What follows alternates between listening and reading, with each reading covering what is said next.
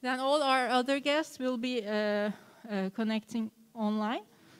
And I would like to now make an online connection to our moderator, His Excellency Mr. Egemen Bağış, Turkish Ambassador to Czechia.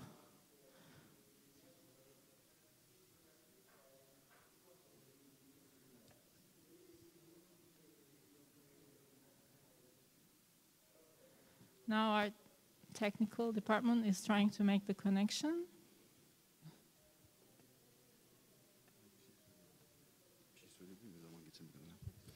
Ladies and gentlemen, before the panel begins, I'd like to say a few words about this panel. His Excellency Mr. Egemen Bağış, who's also our board member, has put his input in order to make this panel come to realization. So I'd like to thank him very much on behalf of ICP, Organization Committee, and shortly they'll be connecting to the panel. I think our technical team is done, so I'll leave the floor to His Excellency Egemen Bağış to get on with the rest of the panel. Thank you very much. Thank you, Mr. Ali. Are we all? I see Minister Moratinos and Commissioner Avramopoulos and our guest in Istanbul. You are the lucky one who enjoys the most beautiful city on earth. I'm joining you from Prague, and Miguel is in New York, and Dimitris is in Athens, I believe. Exactly. Thank you all for being a part of the summit. This year, we're doing the 11th annual summit in a hybrid fashion. The world is changing, and we have to adapt to the changes. And I know Miguel has a very important meeting right after this with the Secretary General of the United Nations. But Dimitris was planning to be in Istanbul, but he had to change his plans. I couldn't go because of the pandemic. Have to be here in Prague, which is another city fighting with the coronavirus.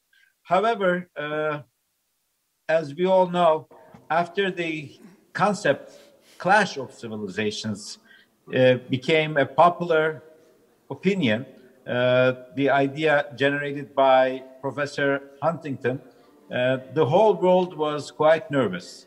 And at that time, Turkey and Spain led the way to convince Secretary General Anna to establish an organization within the UN called Alliance of Civilizations, which is now represented by a very distinguished statesman, my good friend Miguel Moratinos, who served for many, many years as foreign minister of Spain, and who was one of the founders of the alliance. And I'm honored to be on the advisory board, helping Miguel in this very important manner.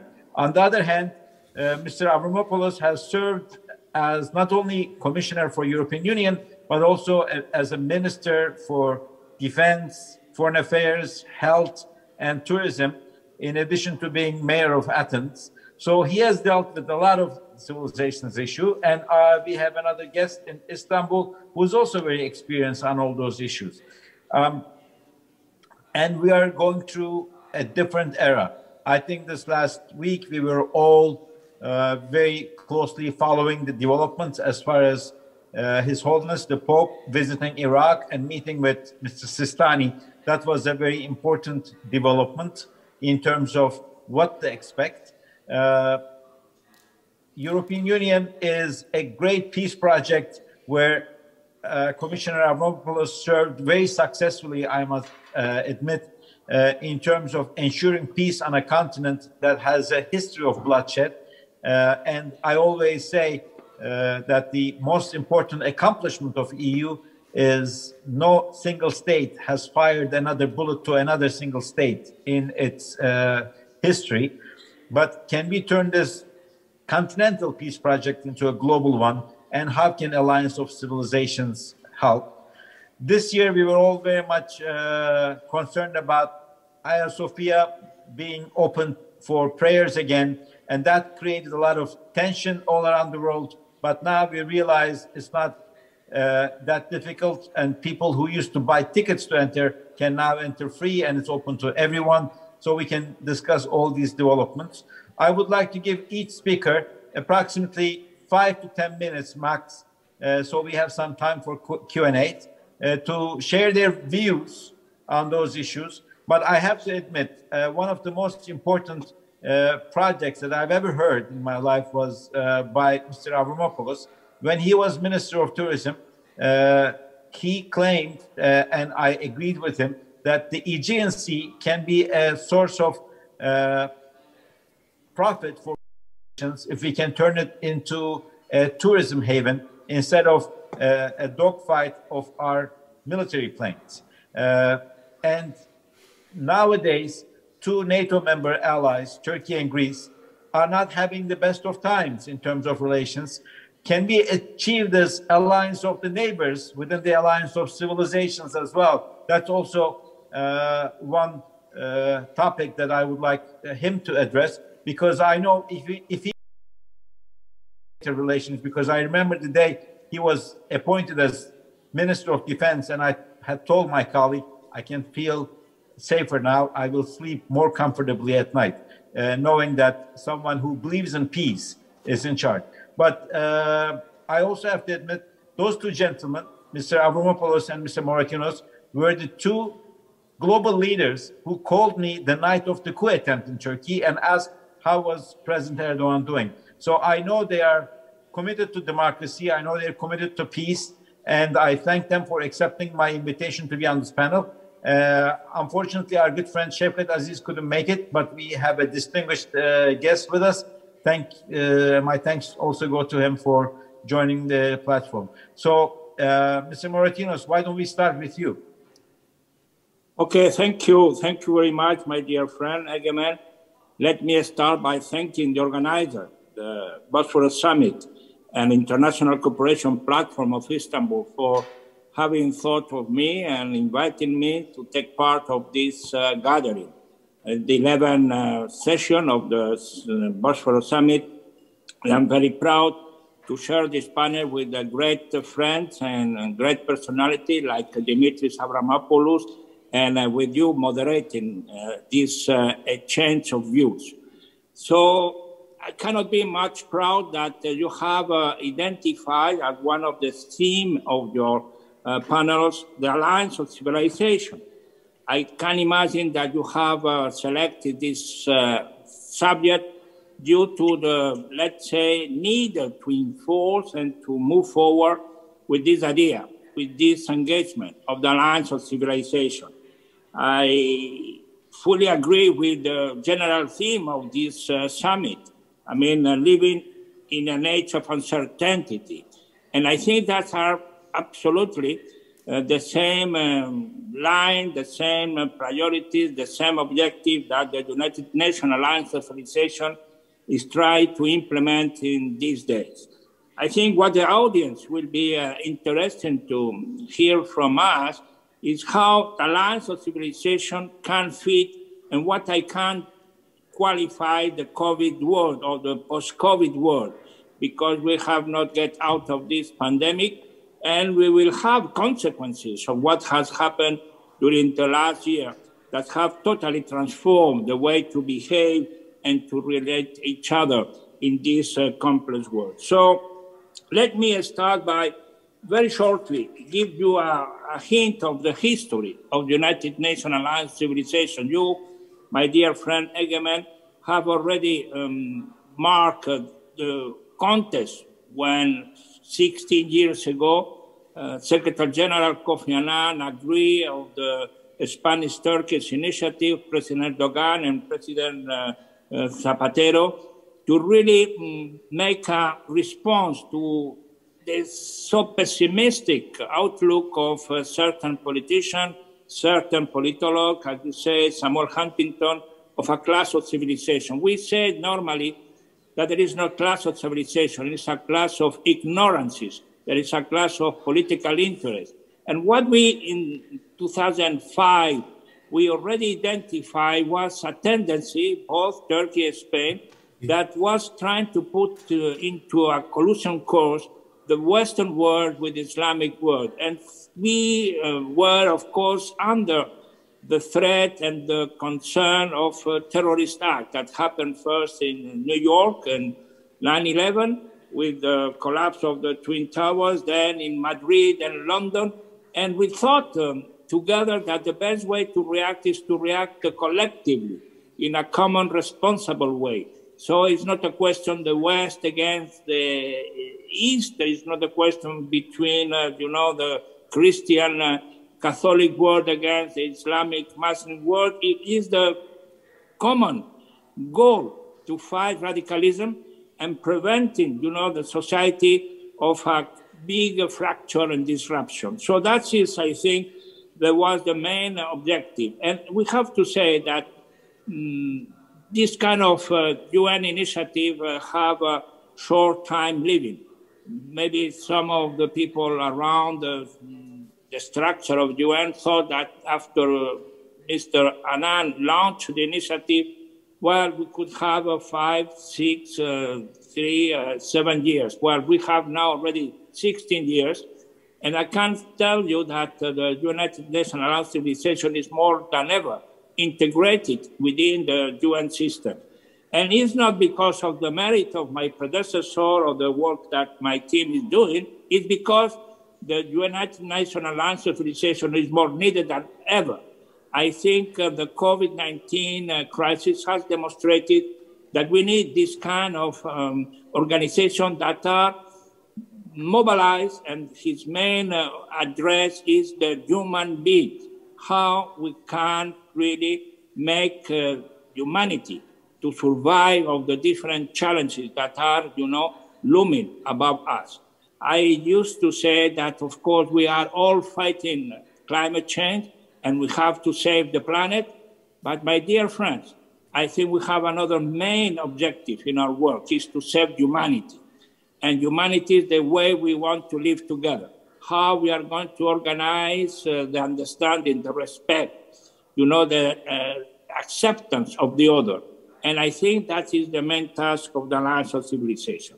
So why is so needed today, the Alliance?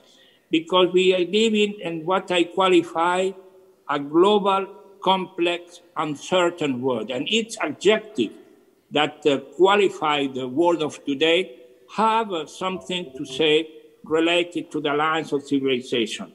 Of course, we are in a global world. Nobody can deny that. And that's the response that we have alliance of civilization with S in plural. We are not only one single civilization. We are confronting with different ones throughout history. Each of those civilizations has produced some positive element for the progress of humanity. And we have to respect each other. Each of those can contribute to a better world.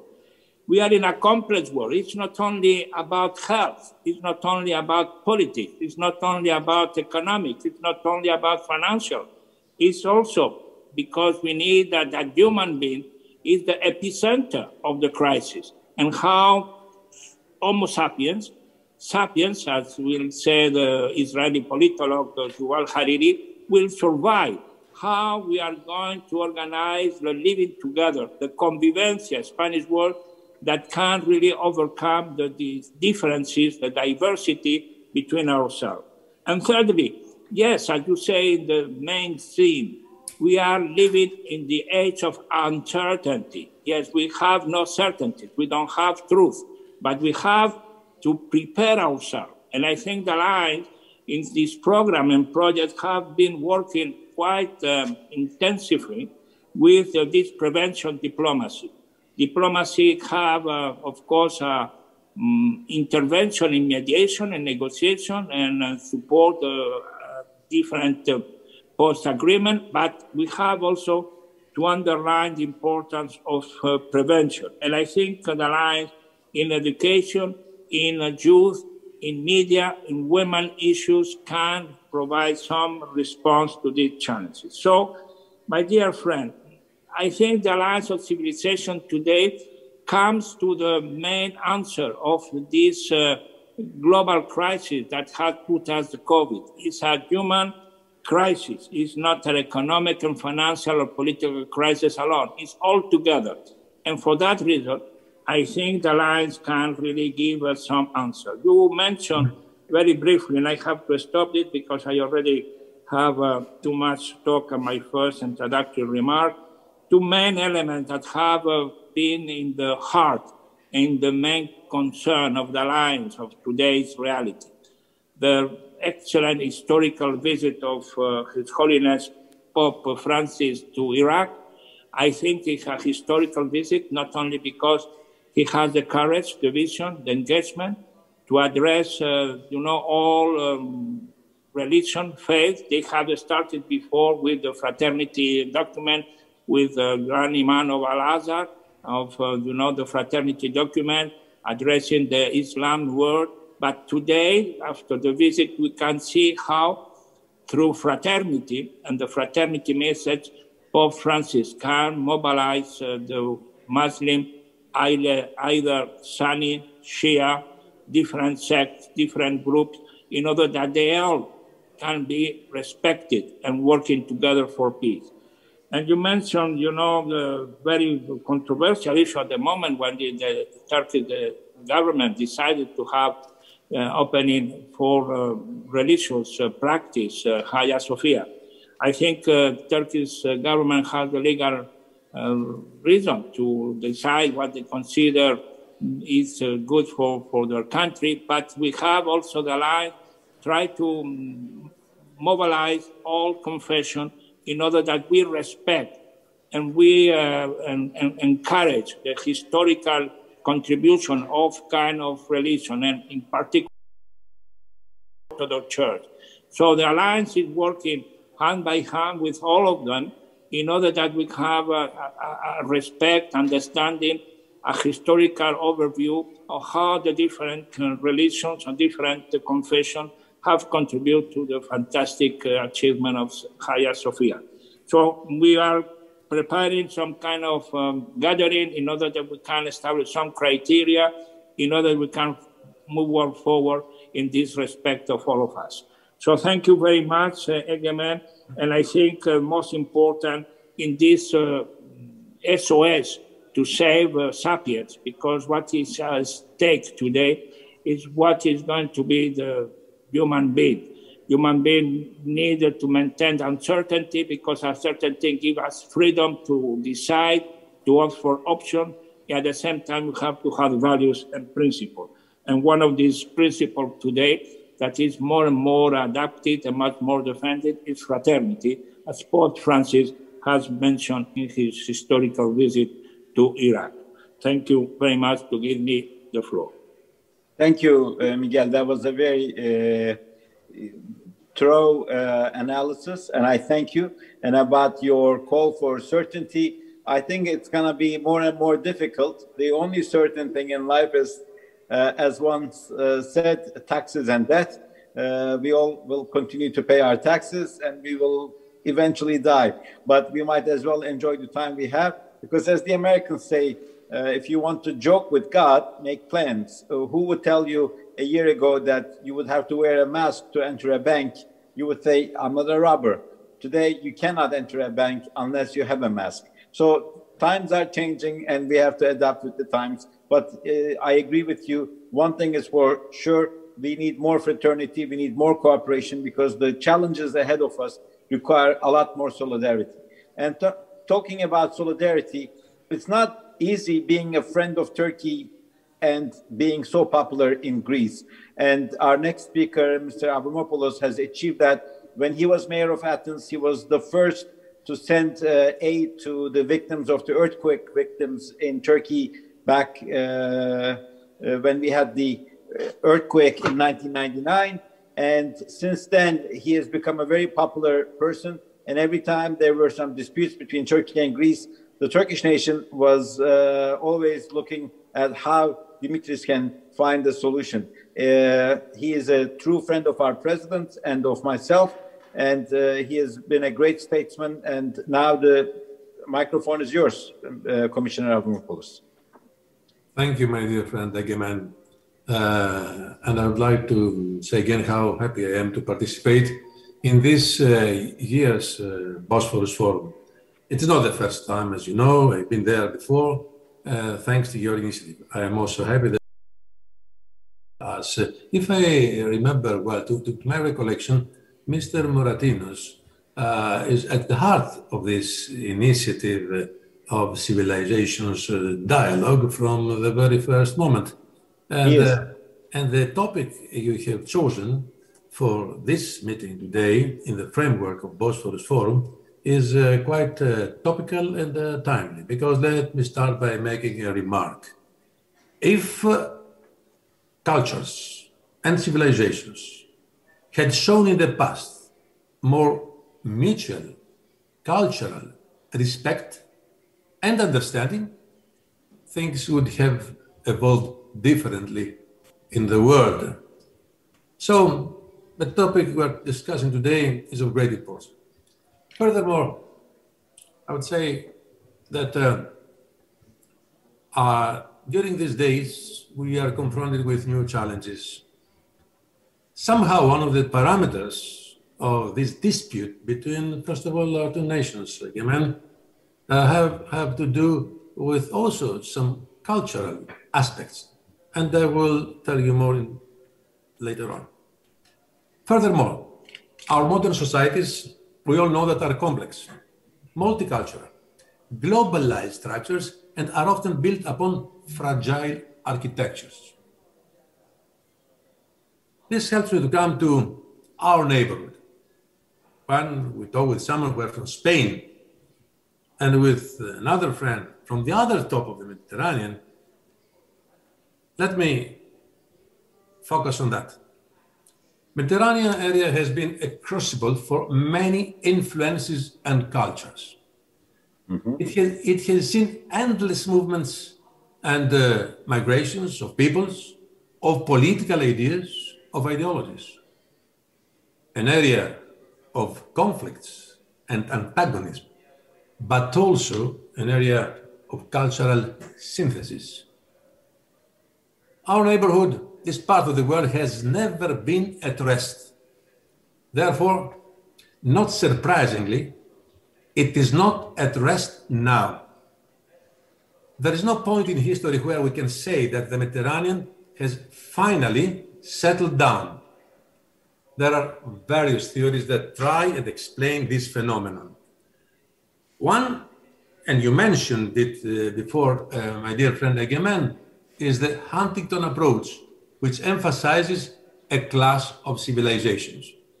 But this, I like to believe, is being superseded by a theory, our theory, that we discussed today, of the alliance of civilizations. Now, however, a completely new factor has come to upset our calculations. And you said before, the COVID pandemic. It has given us the urgency of, I would say, a war in time of peace. The emphasis now is on international cooperation and information exchange, in scientific cooperation beyond and above borders, in order to avoid another global crisis like this one. I'm talking from Athens, Greece. My country is in an ideal position to help along this proposed alliance of civilizations, or alliances of cultures, as I said before, as it lies at the very nexus of the European Union and regions. The Aegean area, the Orthodox Ecumenical Patriarchate, Cyprus, the holy places, all highly important focal points. Greece thus is in itself an open channel of communication among all the elements in this region. International cultural dialogue conferences have been held for some time now with marked success. Egemen has participated in some of these meetings. Urgent issues such as mass migration and now the pandemic, more than ever before, have rendered such intercultural meetings absolutely necessary. I envisage the creation, and it's part of my contribution to this debate today, the creation of a center for cultural or civilization dialogue, though the exact name can be worked out. It would promote educational training and research exchanges, trade and energy cooperation, joint infrastructure projects, for example, infrastructure, health, exchange of expertise on migration issues, regional history studies, security cooperation, multi-level, climate change observation mechanisms. First of all, the Alliance of Civilizations is helping us to promote dialogue and our collective commitment to promoting inter-religious, intercultural, interfaith dialogue. Sometimes this kind of global problems and issues open the door of cooperation. A dialogue that will address the fault lines within and between societies, reflecting the theme, of course, of today's meeting.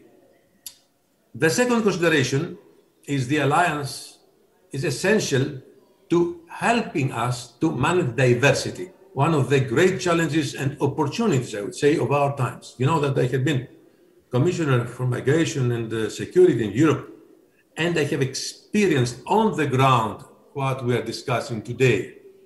A lot of all these problems that we are confronted with would have been avoided because they were predicted if people and leaderships we are thinking in the way we discuss and think today. As more and more people are on the move, and you know that right now there are more than 500 million people on the move, either in the area of migration or as refugees. More cultures and intertwining and more societies are becoming diverse, whether we like it or not. That's another story. Multicultural societies are more likely to be the norm now rather than the exceptions in the spirit of these thoughts I share with you today. So I plan to address the gathering here today on this issue as well. First of all, this is my last remarks. The Alliance of Civilizations is helping us to promote dialogue and our collective commitment to promoting what I said before, intercultural relations. So, in this spirit, I believe that the topic we're discussing today is of great usefulness. And the outcome of this debate we have today should spread its messages around not only our neighborhood, but of the whole world. Final remarks. You referred before, my dear friend Egemen, and Mr. Madarin, we did the same thing about Hagia Sophia. Well, I want to be frank with you because this kind of discussions have to be shared in frankness. I was not the happiest man when I heard it. Not as a Greek or as an Orthodox, but I believe that it was totally unnecessary. And I will be a bit critical on that. It was a sort of backtracking. Hagia Sophia is not a church only. It's a symbol of globality. And it is there to remind us exactly what we exchanged as thoughts today, that there is a city in the world where cultures and religions can meet and coexist. I don't talk politics here, but I was very frank with you, and you know that. It could have been avoided. I know that my friend Mr. Erdogan had prevented it from happening twice before. What happened nowadays? Anyway, it's not the issue of our discussion, but to respect cultural symbols is part of the answer we are giving today on how do we perceive intercultural cooperation and the alliance of civilizations. Final remark. When we use the term alliance is not defined by what we want to do, but who is the one opposing our ideas. Alliance is linked to the term enemy. So who is our enemy? We live in a globalized world, and we have to unite our forces and create a solid basis on cooperation. Globality, you know, I avoid using the term globalization anymore because it has happened. Globality is a reality. So all these challenges we are confronted with, whether we talk about security in the area of our common fight against terrorism, you know, that was one of my issues as commissioner, whether we talk about a pandemic. It's not the very first time that this pandemic like this has knocked on our doors. It might happen in the future. Scientists can work together and coming to try to find ways of cooperation. What's the problem if scientists from both sides of the AGN work together, doctors, researchers, to address pandemic? Or as you very correctly said before, to open the doors for our citizens to visit either Greeks to visit Turkey or Turks to visit, as it has happened many times in the past. So, yes, the area of tourism, which is directly linked to culture, should be an open area for people to better know and understand each other. We can find ways. And I'm sure if there is strong political will, we can do it.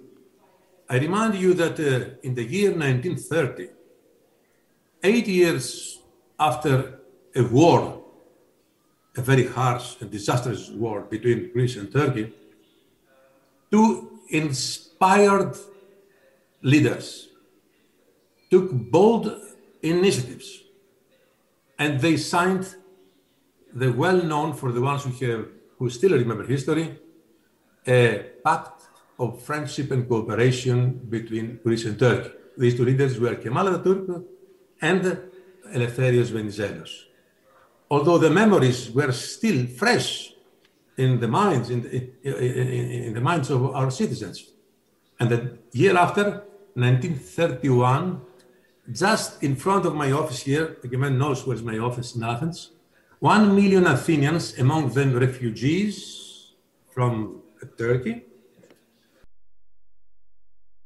Ismetinonou and Venizelos entering the ancient stadium of Athens. We should try to revive the spirit of that time and open the doors of cooperation and friendship. All the other issues can be discussed, but we have to be very, very careful. What is lurking at the corner is the threat of populism and nationalism. This mix is very dangerous for us, but also for the whole world. Cultures cannot talk to each other if populists and nationalists take the lead. We shouldn't allow them to do it. Thank you very much for your attention. And of course, I'm open to whatever our coordinator, my good friend, would like to ask. Thank you. Well, thank you for that very eloquent presentation, Dimitris, as always. Of course, sometimes we have to agree on disagreeing, and I think Hagia Sophia is one of those issues. We are fully aware of its cultural, historical, and spiritual significance as one of the most splendid architectural monuments in the world. And it's, as you mentioned, it's a common heritage issue. But the Hagia Sophia was inscribed on UNESCO's World Heritage List in 1985 as a component of the site as historic areas of Istanbul. And this is a legal issue, which, as Miguel said, and also Harvard Law Review has published a very extensive essay, that it's a legal issue, and Turkish courts took a legal decision, which we all have to respect. But you and I have shared a lot on similar issues. We're still hoping that the historical mosques in Athens will be open one day for Muslim tourists to enjoy, hopefully in the post-pandemic world when there will be tourism again, that can be addressed. But there are many other issues that need a very positive attitude to be dealt with.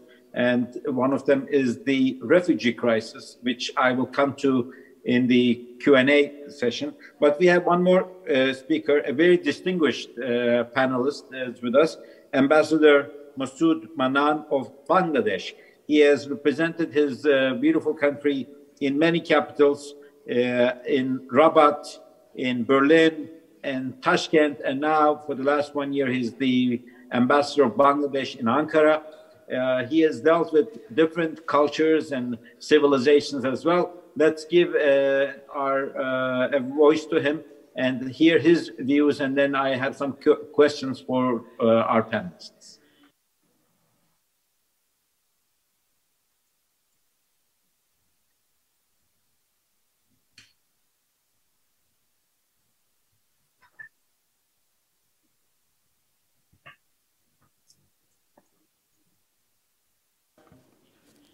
I don't hear him, do you?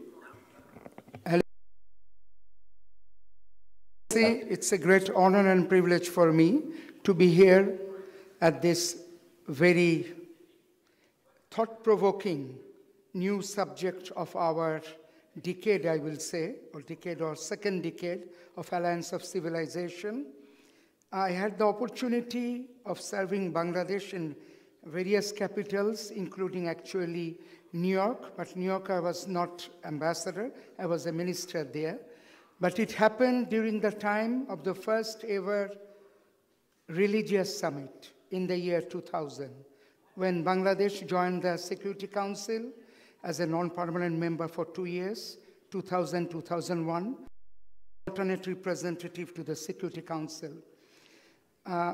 It's a great privilege to see how Turkey and Spain and other countries joined hands within a decade to start, less than a decade actually, during the Secretary General Kofi Annan's time, and Alliance of Civilization started. I came to Istanbul when Honorable President Mr. Erdogan was Prime Minister and Chief Guest at the inauguration of the Istanbul Conference of Alliance of Civilization, the second one after Spain.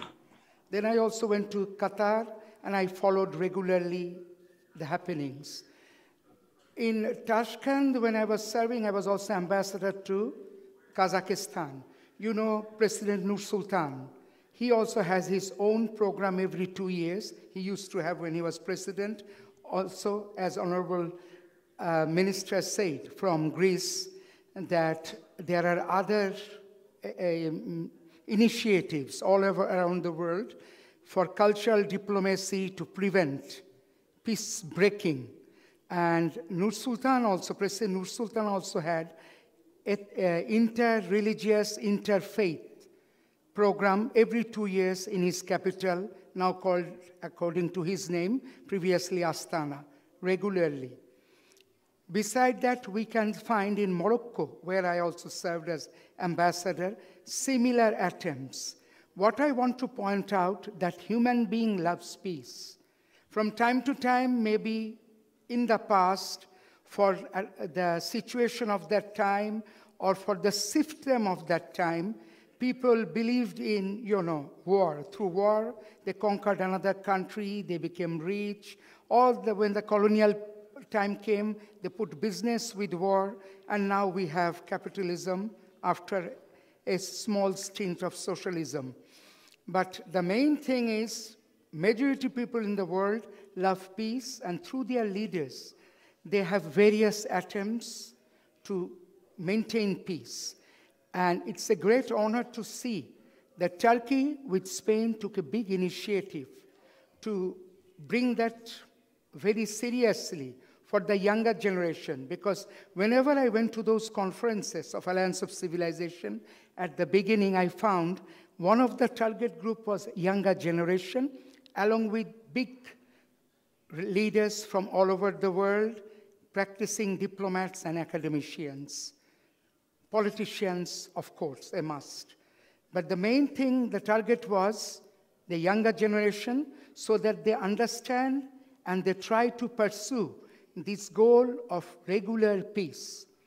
Today, I also want to, point out, with peace, we should also try this alliance, which both the ministers said, with whom it's a great honor to, participate in such a nice, panel, that we should actually open up, because alliance, once upon a time, always was alliance for war.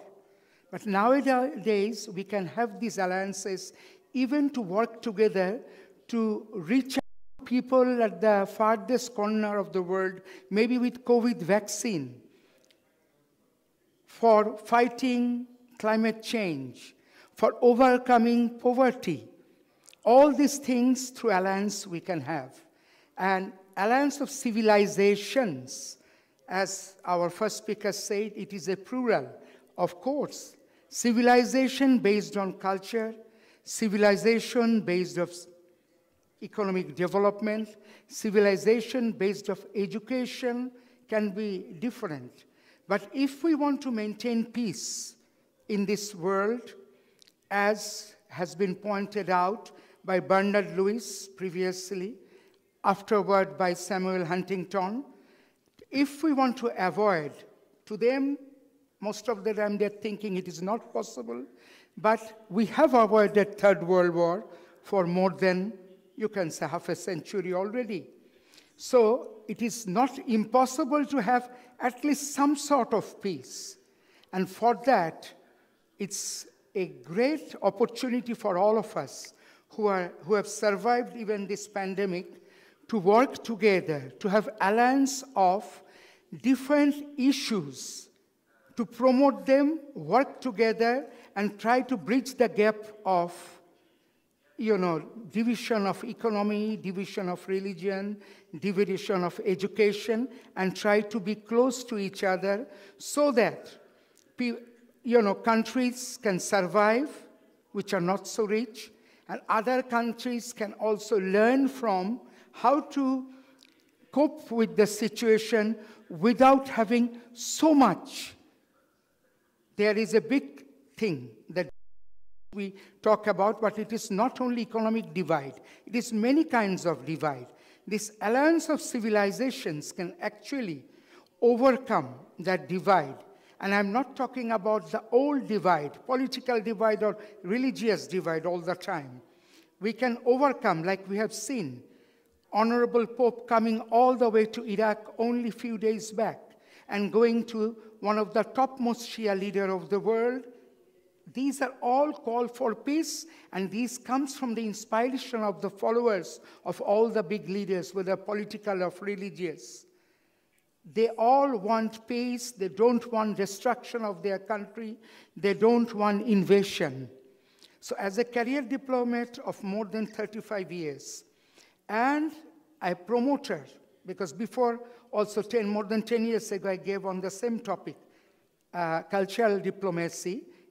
I made a presentation of half an hour on BBC, British Broadcasting Corporation, on the same thing, that this new thing, new dimension of diplomacy, which was always there but not in the forefront, beside beside political and economic, should always try to bring forth now this new dimension, which includes even religious diplomacy, that is cultural diplomacy, which the Honorable former Mayor of Athens said again and again, that culture can play a big role in his speech. And I totally agree. If we come to Bangladesh, we have a very big population, more than double than my host country. We have more than 165 million people, and we live peacefully. We have 85% plus of that Muslim, 15% other religions, including Christian. And many of you maybe are not aware, now a Bengali from Bangladesh is even a cardinal in Vatican, because we have millions of Christians even in Bangladesh, not just Buddhist and Hindu. So if people have good wish and goodwill and good leadership, they can easily survive and they can easily live very happily side by side and go forward from an underdeveloped country to a developing country towards being a developed country, which Bangladesh in its first 50 years, starting from 1971, have already achieved this year on 26th February. So these are the things. We're this year enjoying our Golden Jubilee. When we got independence, we had almost very little per capita income, $100 plus. And now our per capita income is $2,000. And how big is the population I've already mentioned. And we are one of the first 5 fastest growing economy in the world. And in several things, we are first in the world or second in the world in peacekeeping, providing peacekeeping force. We are already first. Second in making ready-made garments all of you are wearing in the whole world.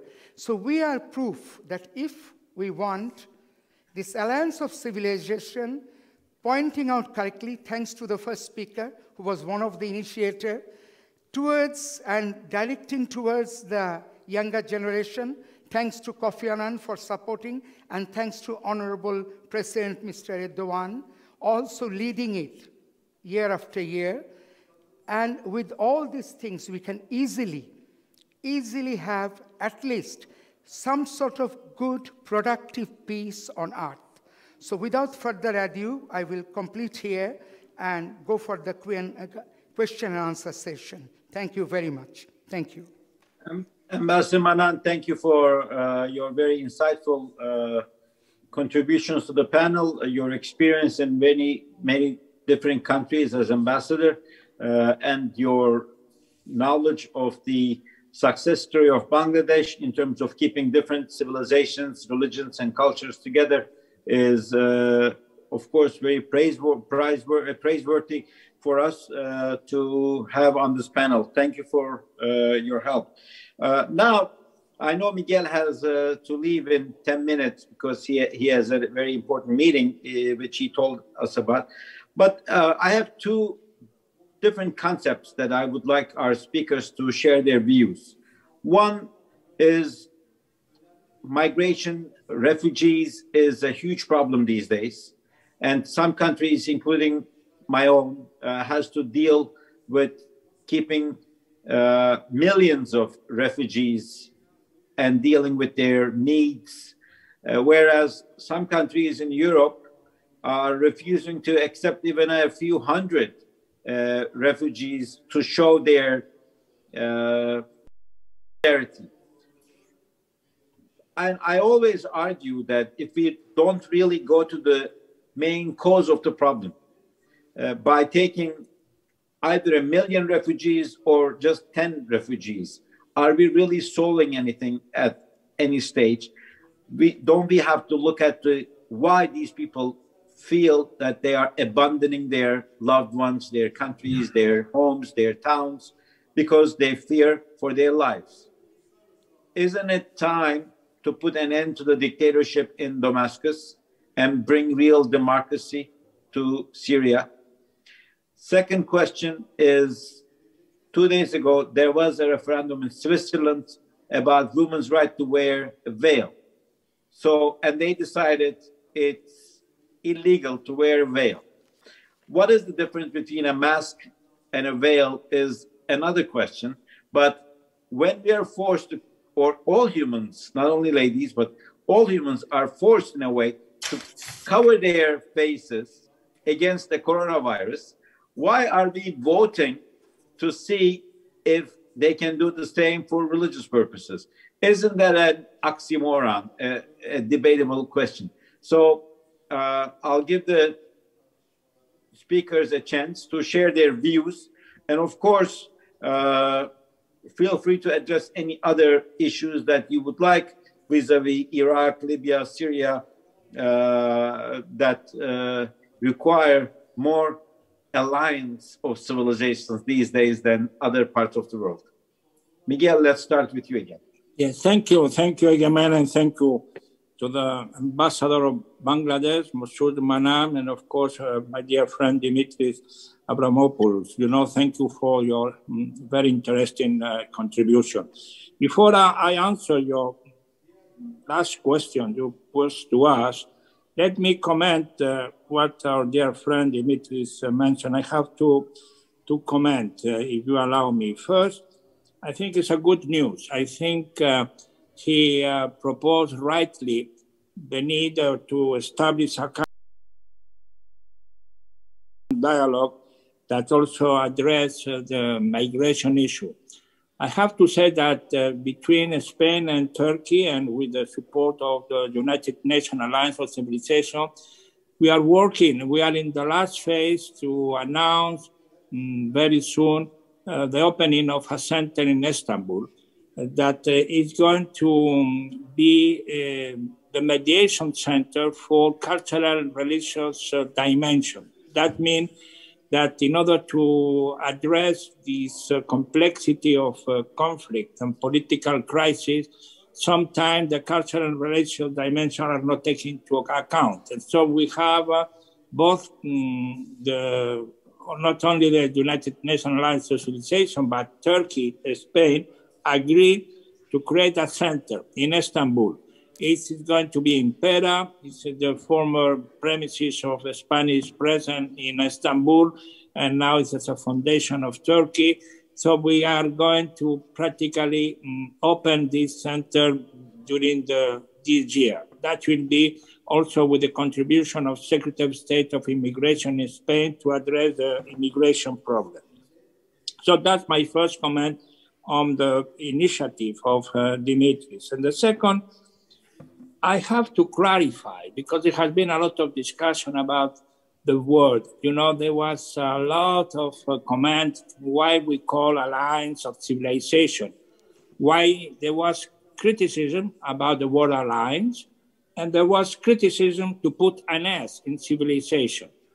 People were, of course, much more aware of the culture of civilization, the culture of the dialogue of culture, the dialogue of religions. But when we create, and I conceptualize myself, because I really have to recognize that I was at the beginning of the conceptualization of this initiative, we want to go a step further. I mean, the dialogue is absolutely conditio sine qua non. Without dialogue, you cannot really move forward, but it's not enough. What we want to add is a kind of alliance. And I have to say, it's not alliance, of course, has been used in the Western world as a negative concept. You ally yourself in order to fight against an enemy, as Dimitri was saying. But in our case, it's not the case.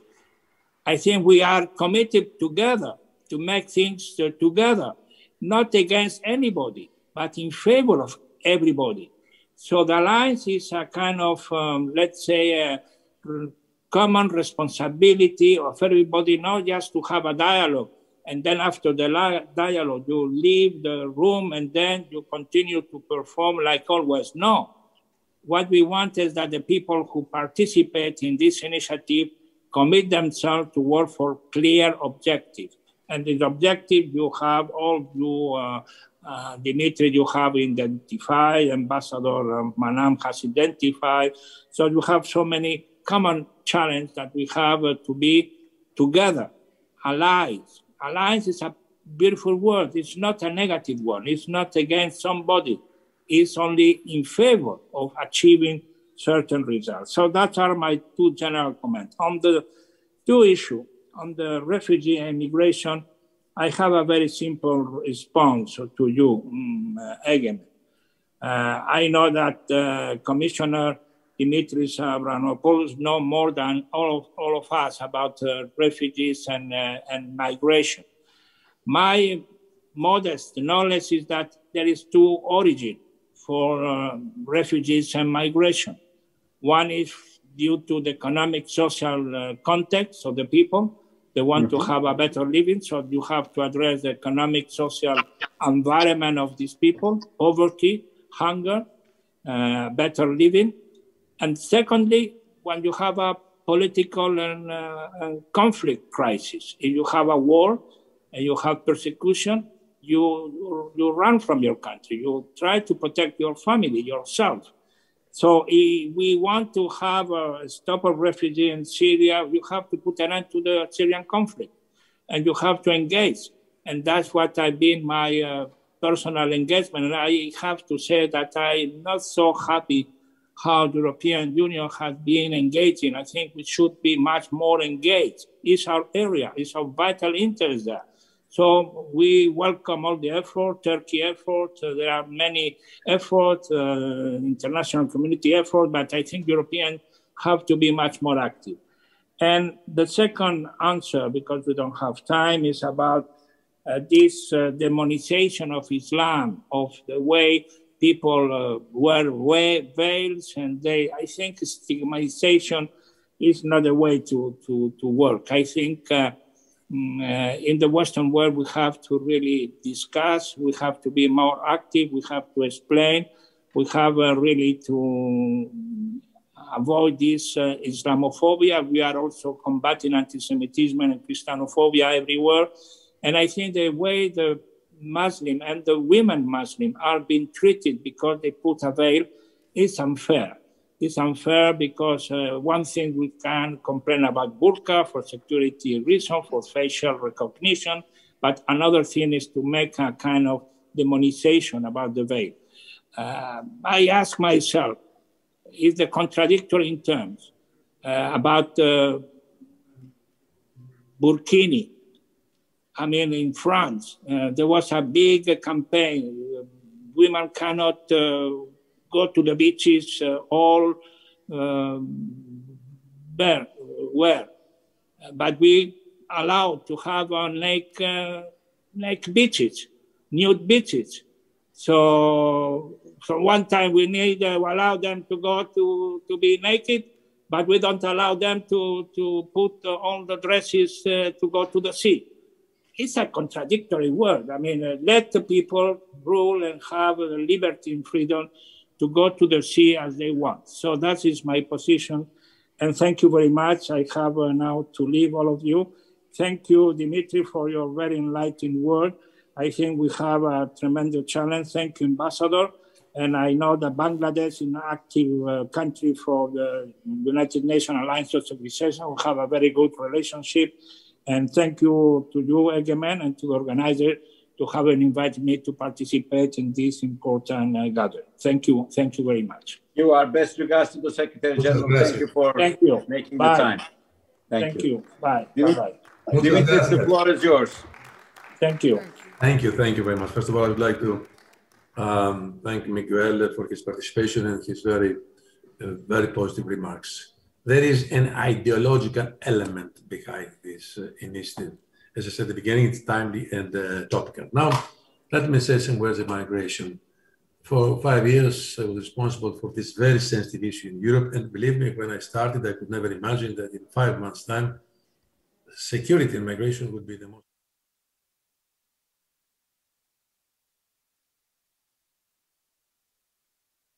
And Europe was taken by surprise. They didn't know how to handle it. And I was asked to build the architecture on migration and security of Europe. So I had to cope with this issue thoroughly. We know what are the root causes of migration. And unfortunately, these causes are still there. The international community did not manage to sort these problems out. Either people who want to escape from persecution, fear, terror, war. But let me go to the core of this issue. Migration and human mobility is inevitable. I would say necessary and in some cases desirable.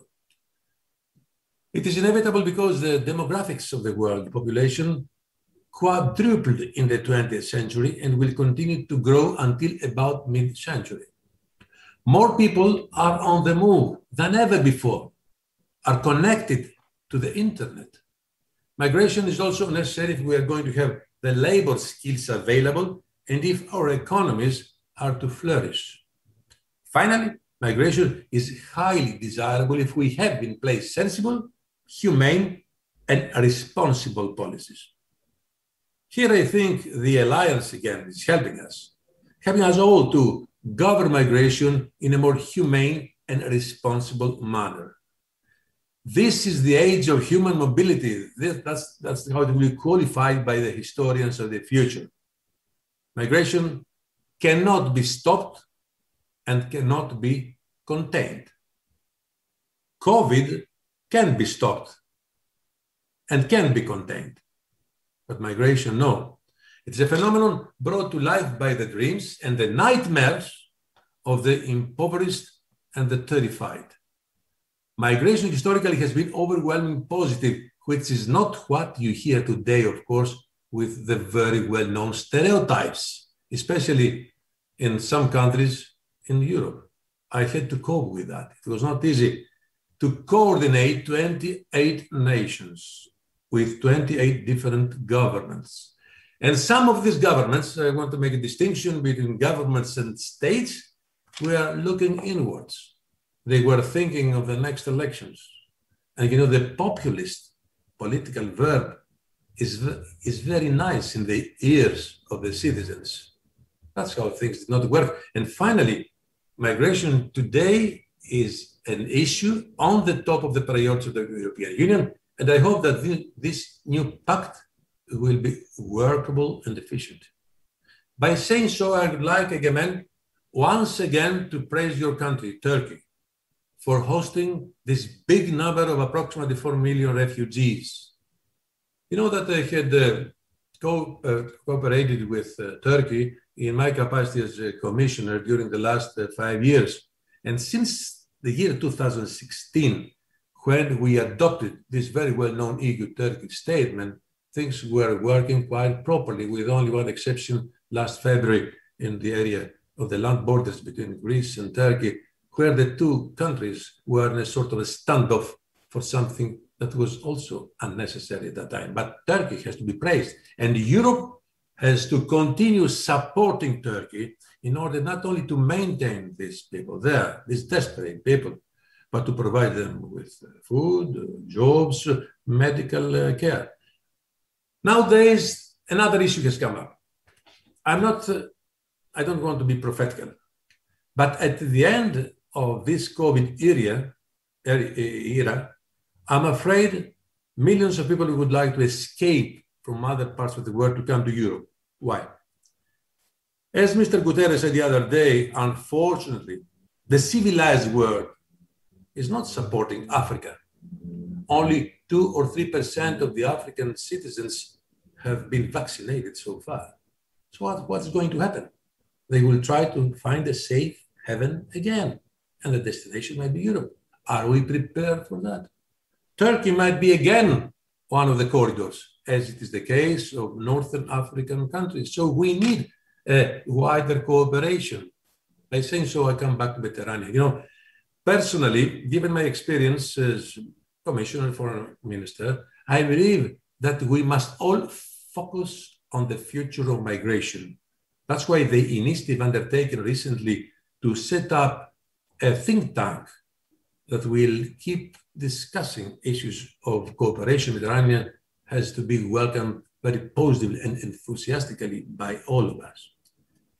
So, migrants, coming back in order to finish my intervention, migrants embody the essence of multiculturalism, as they are. We all know that they can become the bridges between countries of origin, transit, and destination. Of course, what I say is linked directly to what is the kind of policy all these countries are adopting. Migrants are the spark that ignites new ideas, new impulses, and new thinking. So when people move, they carry their skills, but they also carry their traditions, their heritage, and their languages.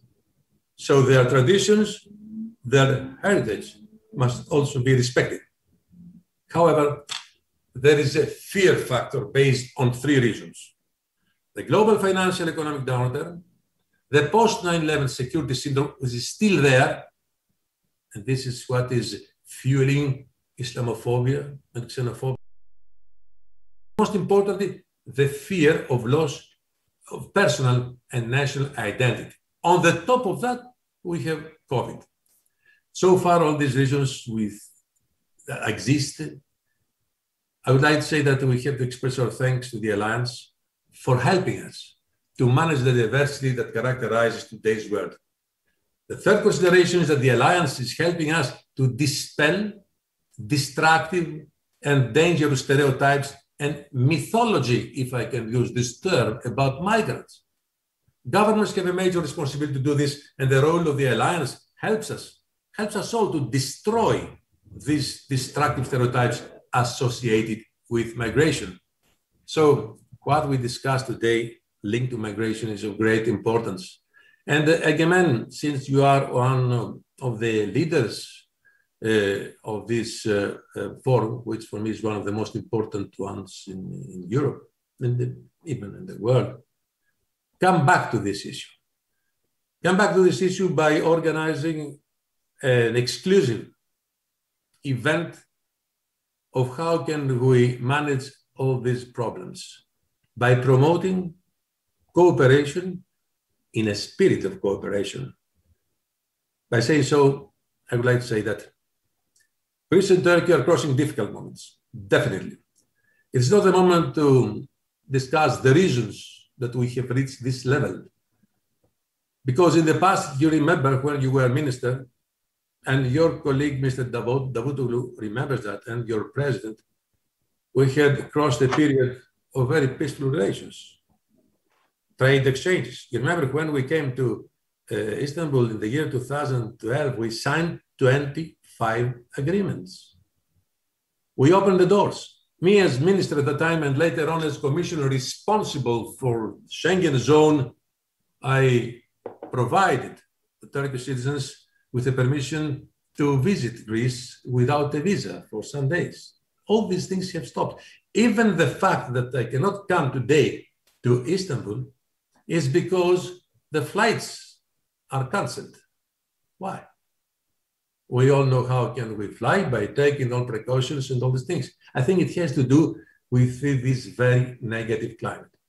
Our leadership, and we are lucky that we have strong leaderships in both countries. I'm sure they have the strong political will to get rid of the stereotypes of the past. We are neighbors. We have to coexist.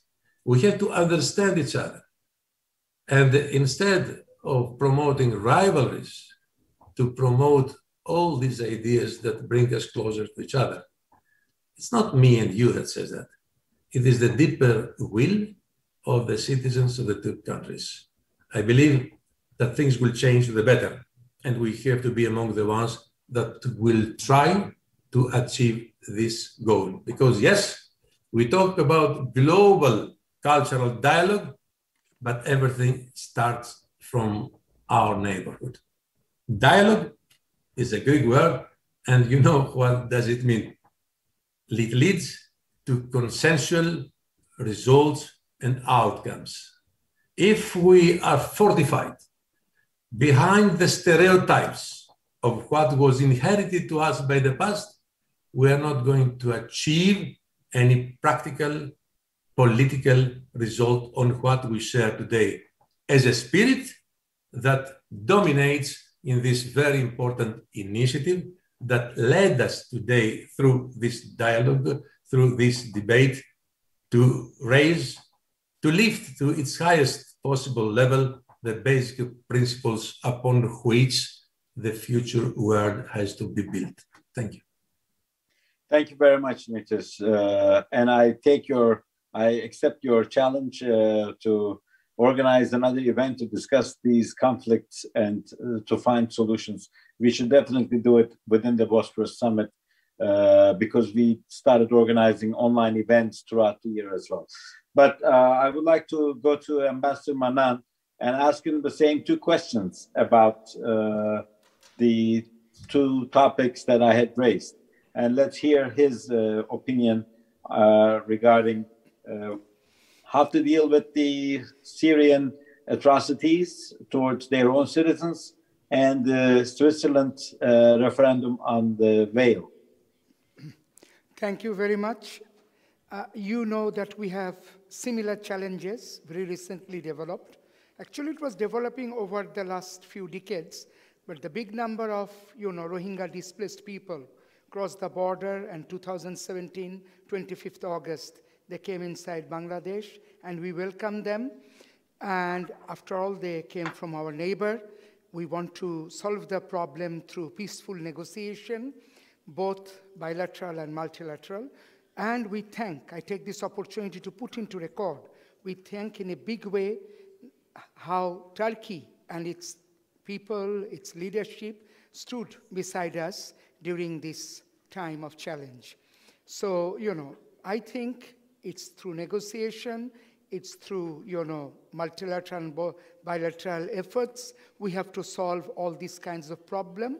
But at the same time, since Syrian thing has been lingering for a longer period, so maybe you have to deal in other ways as well. But that depends on, as we discussed, in different culture, there are different practices through which you achieve a goal. But the main thing is, when you spoke about migration and refugee side by side, we should say to the world that today's many great countries are born out of migration. So there is no question of migration to stop. But to create refugee crisis, that is not welcome at all, because to let people suffer is not a welcoming thing. That we should try to avoid in a diplomatic way with a humanitarian effort. That's my simple answer, because it has been there for centuries or millennia, but now, in this modern time, we should try to overcome all these crises which comes out of refugee problems. But migration, I think, will persist. As I told you, many big countries who boast that they are now the top, they are creation of migration. You and I know that. Without naming, it will not be diplomatic. And the last one, about burqa and others. Yesterday was, let me be in a little light note, yesterday was World Women's Day. And I come from a country which is led by women. So when the question comes about wearing or not wearing burqa, I think let the women decide whether it is in Europe or whether it is anywhere in the world, what they want to wear, how they want to show themselves. It should be from themselves. So thank you very much. Thank you. Well, I would like to thank all of our panelists for a great meeting. I think the 11th annual Bosphorus Summit has now come to an end, and I now declare it closed. But we had a very successful opening with the participation of President Erdogan, and now we close with such a positive panel. Yes, the world has problems, but there are also visionary leaders who have ideas to solve them. Thank you for joining us. Have a great day. Thank you, Dimitris. Thank you, Ambassador Manan. And thank you to Mr. Moratinos for being a part of this panel. Your Excellency, may I interrupt here, please? Yes. We have a few questions from the floor. Would you like to take them? Okay. Well, we don't really have much time because we're gone, but I'll just take two questions to please you, Ali. Okay, just two questions. The first one will be from another ambassador who's been watching you, the ambassador of Algeria. Here is the floor with yours. Thank you very much for giving me the opportunity to contribute to the debate on this very important issue. I have a question.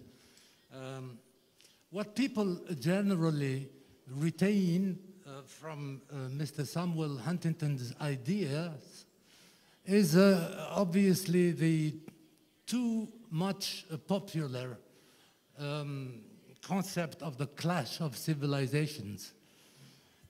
What he also said and wrote, as a matter of fact, in his famous book is the following very important observation, and I quote, "In the emerging world of ethnic conflict and civilizational clash, Western belief in the universality of Western culture suffers three problems. It is false, it is immoral, and it is dangerous.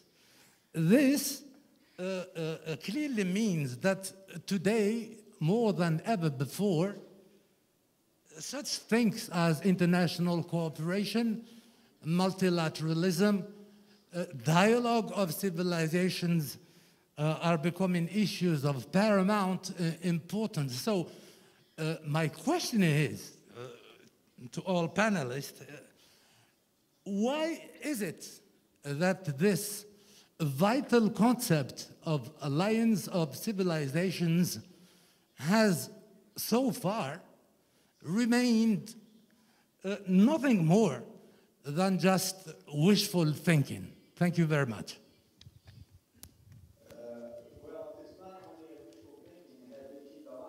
But let's get the second question and then answer the two questions together for the sake of time.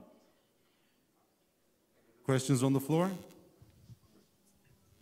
I guess not, If Your not- Excellency. Oh, 1 second. Ms. Sevda Aydın would like to ask a question. Okay. Merhaba, ben Türkçe konuşacağım. Mümkün mü tercüme edilmesi?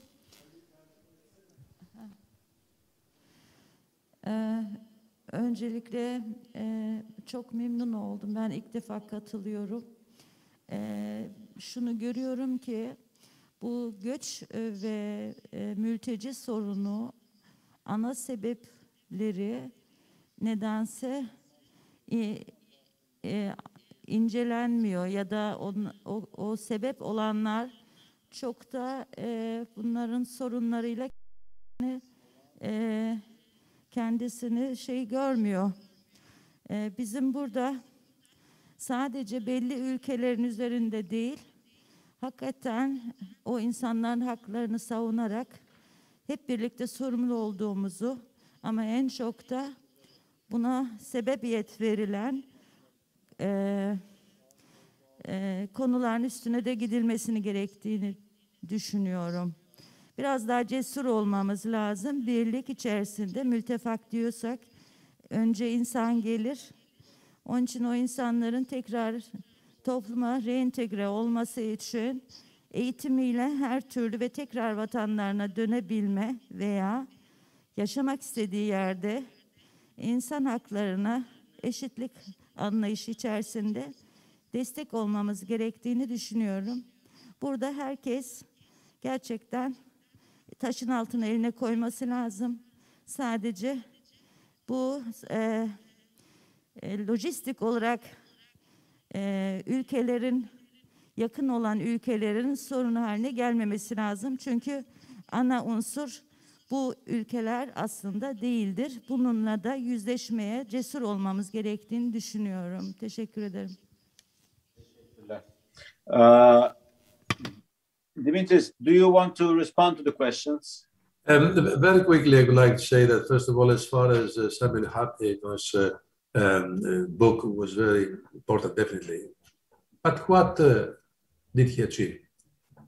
First of all, to remind us that there was always a clash of civilizations.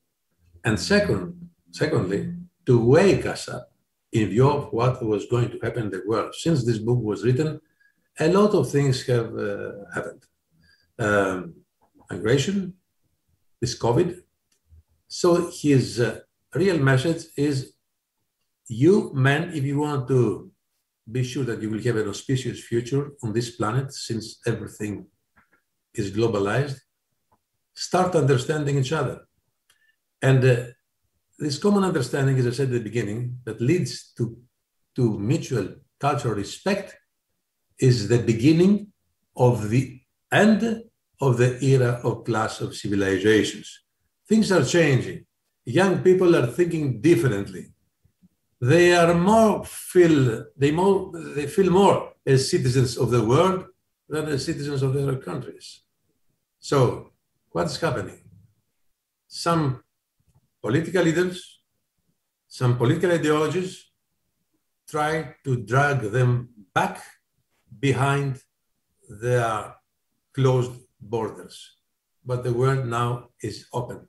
So yes, what the ambassador before is true, but we have to see things beyond of what Huntington said at that time.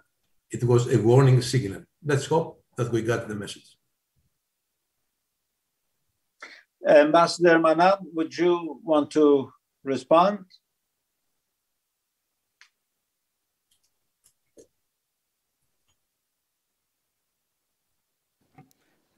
Very quickly, I agree with what Honorable Minister told.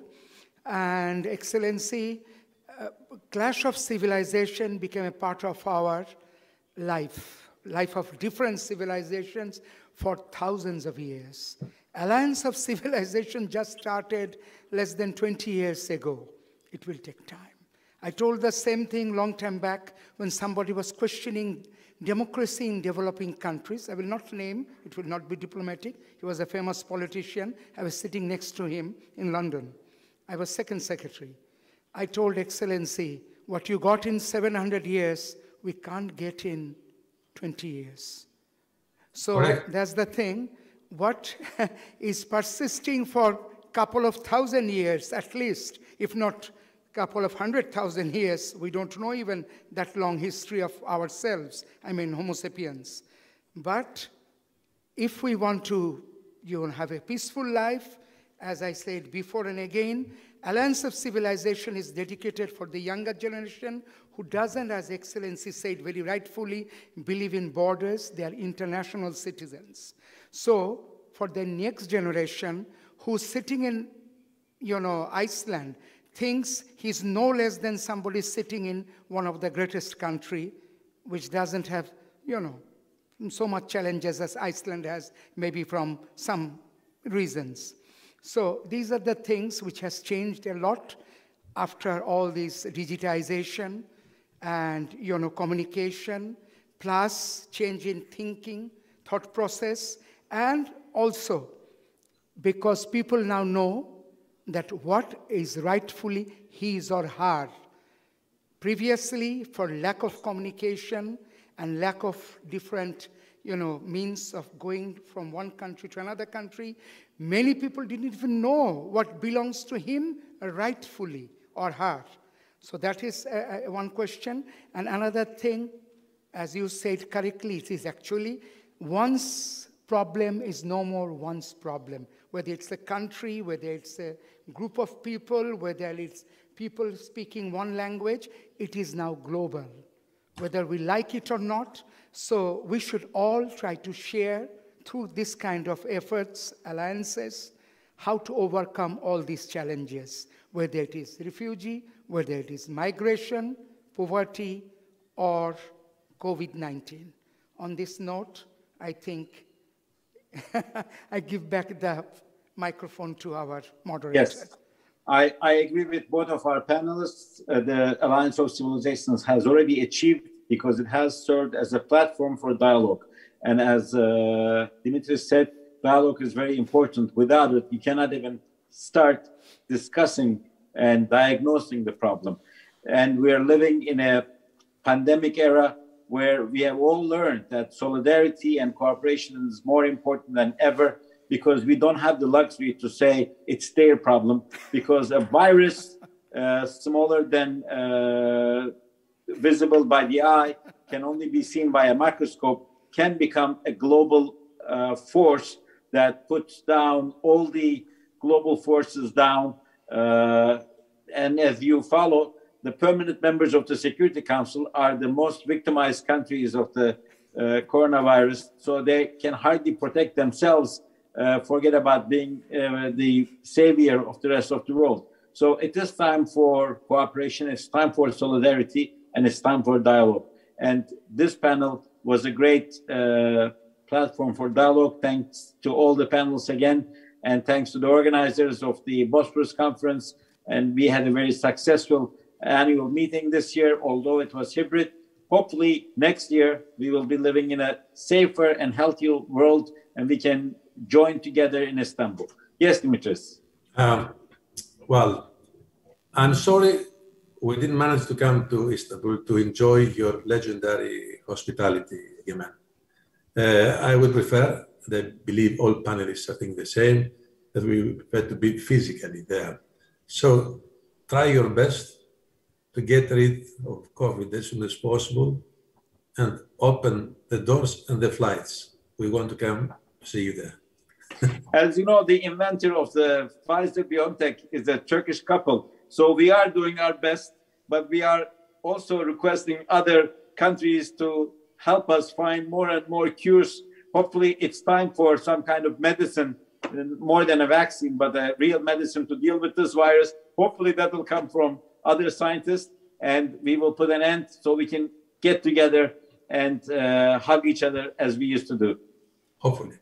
Thank you all. Thank you. Thank you. Teşekkür ederim. Thank you one more time to Mr. Excellency Manan. Thank you, Mr. Excellency, Mr. Bağış, and Mr. Excellency, Mr. Moratinos, and Mr. Excellency, Mr. Avramopoulos. So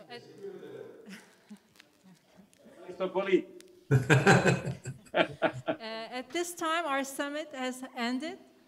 And thank you very much for all coming here physically and who joined us virtually also online.